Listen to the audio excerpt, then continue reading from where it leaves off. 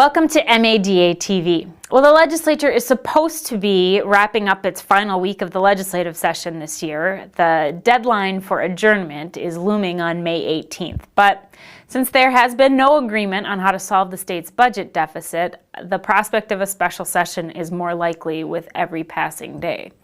Nonetheless, MADA has enjoyed some success this week when Governor Pawlenty signed into law MADA's franchise law updates. The new franchise law will ensure that dealers with existing franchise agreements are offered similar terms if a line make is sold to a different manufacturer. The bill will also entitle dealers to compensation for any blue sky value of their dealership if a manufacturer terminates their line make.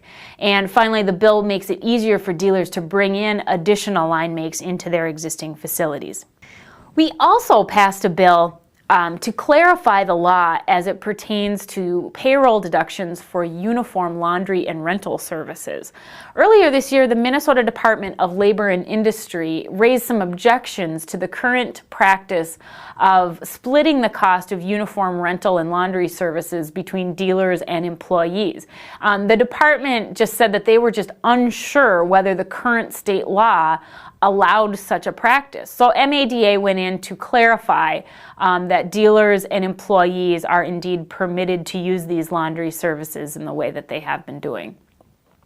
So as legislative leaders attempt to wrap up this session and find a solution to the budget deficit, MADA will continue to work against a couple of tax provisions that are particularly onerous for dealerships.